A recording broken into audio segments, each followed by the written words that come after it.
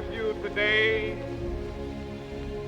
in what will go down in history as the greatest demonstration for freedom in the history of our nation.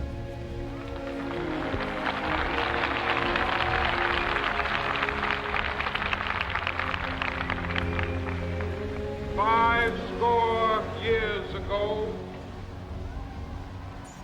a great American in whose symbolic shadow we stand today signed the Emancipation Proclamation. This momentous decree came as a great beacon light of hope to millions of Negro slaves who had been seared in the flames of withering injustice. It came as a joyous daybreak to end the long night of their captivity. But 100 years later, the Negro still is not free. 100 years later, the life of the Negro is still sadly crippled by the manacles of segregation and the chains of discrimination.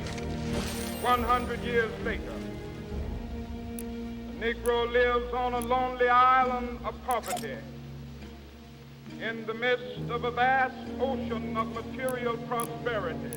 100 years later, the Negro is still languished in the corners of American society, finds himself in exile in his own land. So we've come here today to dramatize a shameful condition. In a sense, we've come to our nation's capital to cash a check. When the architects of our republic wrote the magnificent words of the Constitution and the Declaration of Independence, they were signing a promissory note to which every American was to fall heir. This note was a promise that all men, yes, black men as well as white men, would be guaranteed the unalienable rights of life, liberty, and the pursuit of happiness. It is obvious today that America has defaulted on this promissory note insofar as her citizens of color are concerned. Instead of honoring this sacred obligation, America has given the Negro people a bad check, a check which has come back marked insufficient funds.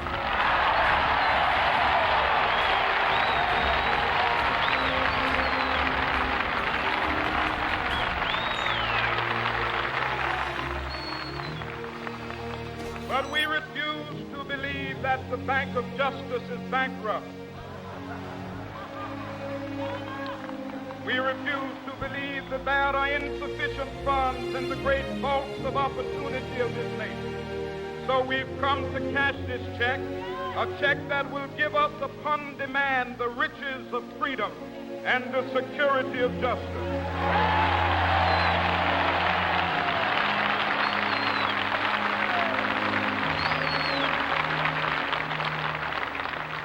We have also come to this hallowed spot to remind America of the fierce urgency of now. This is no time to engage in the luxury of cooling off or to take the tranquilizing drug of gradualism.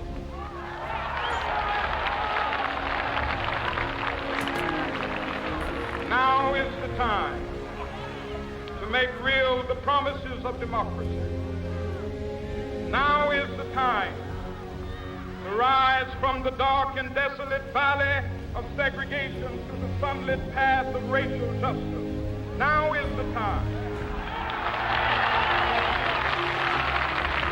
to lift our nation from the quicksands of racial injustice to the solid rock of brotherhood, now is the time. Make justice a reality for all of God's children. It would be fatal for the nation to overlook the urgency of the moment. This sweltering summit of the Negro's legitimate discontent will not pass until there is an invigorating autumn of freedom and equality. 1963 is not an end, but a beginning. Those who hope that the Negro needed to blow off steam and will now be content will have a rude awakening if the nation returns to business as usual.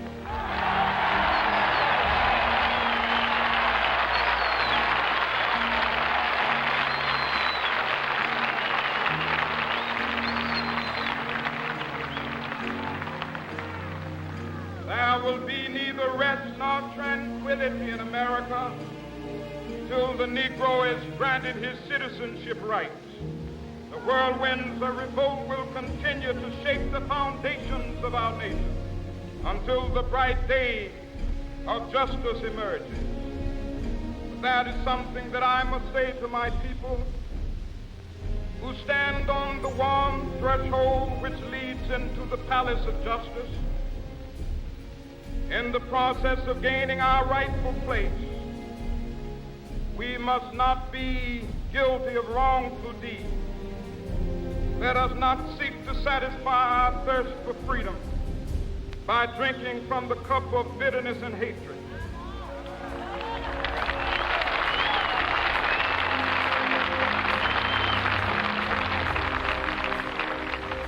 We must forever conduct our struggle on the high plane of dignity and discipline.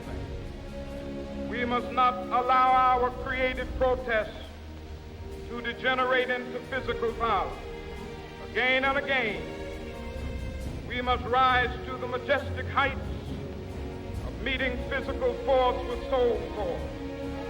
The marvelous new militancy which has engulfed the Negro community must not lead us to a distrust of all white people.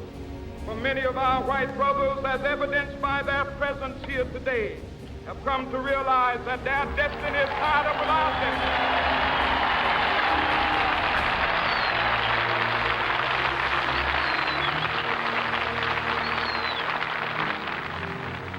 They have come to realize that their freedom is inextricably bound to our freedom. We cannot walk alone. As we walk, we must make the pledge that we shall always march ahead. We cannot turn back. There are those who are asking the devotees of civil rights, when will you be satisfied? We can never be satisfied as long as the Negro is the victim of the unspeakable horrors of police brutality. We can never be satisfied as long as our body is heavy with the fatigue of travel, cannot gain lodging in the motels of the highways and the hotels of the city.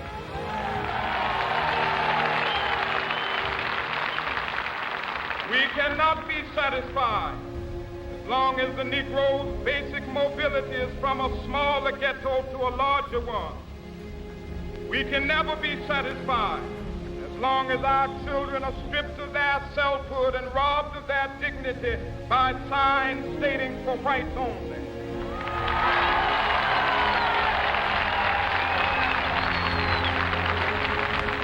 We cannot be satisfied as long as a Negro in Mississippi cannot vote and a Negro in New York believes he has nothing for which to vote.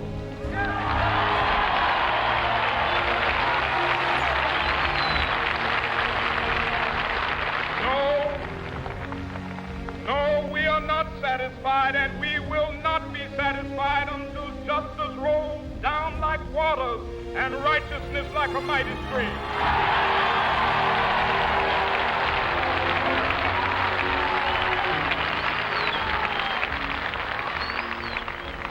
I am not unmindful that Some of you have come here out of great trials and tribulations.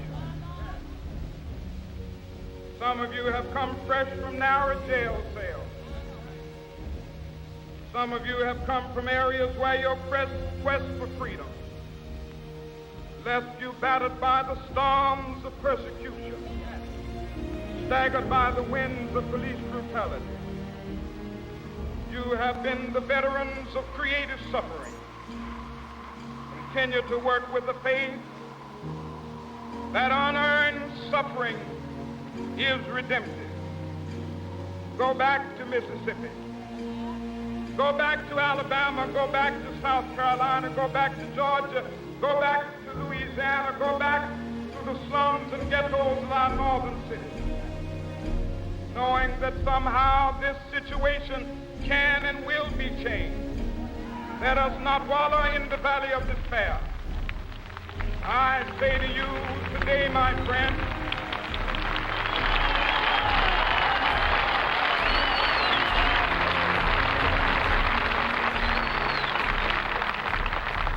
so even though we face the difficulties of today and tomorrow, I still have a dream.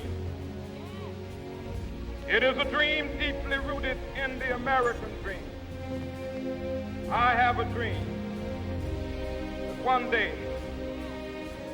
this nation will rise up, live out the true meaning of its creed. We hold these truths to be self-evident, that all men are created equal.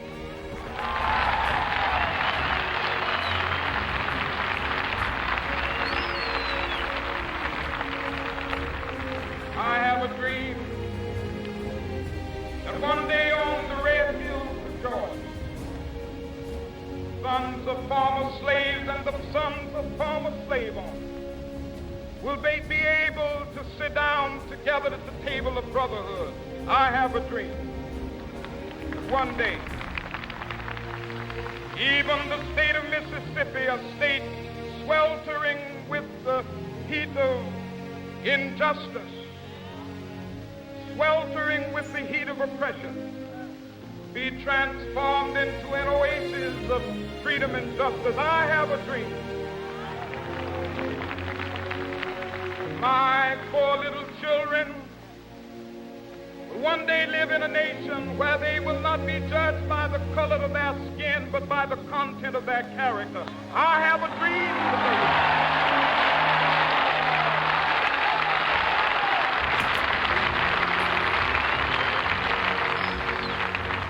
I have a dream that one day down in Alabama, with its vicious racists, with its governor having his lips dripping with the words of interposition and nullification, one day right there in Alabama, little black boys and black girls will be able to join hands with little white boys and white girls as sisters and brothers. I have a dream today.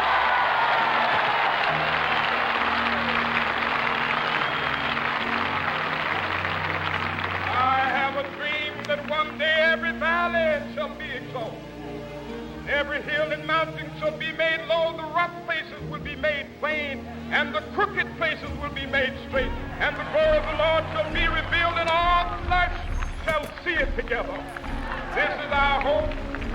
This is the faith that I go back to the South with. With this faith, we will be able to hew out of the mountain of despair a stone of hope.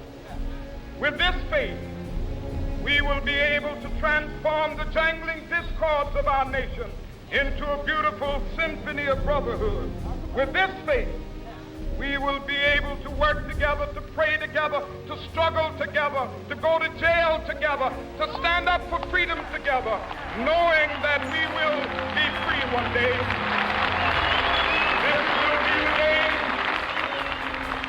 This will be the day with all of God's children be able to sing with new meaning, my country, tears of thee. Sweet land of liberty, of thee I sing. Land where my fathers died, land of the pilgrim's pride. From every mountainside, let freedom ring. And if America is to be a great nation, this must become true. So let freedom ring from the prodigious hilltops of New Hampshire. Let freedom ring from the mighty mountains of New York. Let freedom ring from the hiking Alleghenies of Pennsylvania. Let freedom ring from the snow-capped Rockies of Colorado. Let freedom ring from the curvaceous slopes of California. But not only that, let freedom ring from Stone Mountain of Georgia. Let freedom ring from Lookout Mountain of Tennessee. Let freedom ring from every hill and molehill of Mississippi, from every mountainside. Let freedom ring, and when it happens, when we allow freedom ring, when we let it ring from every village and every hamlet, from every state and every city, we will be able to speed up that day when all of God's children, black men and white men, Jews and Gentiles, Protestants and Catholics, will be able to join hands and sing in the words of the old Negro spiritual, free at last.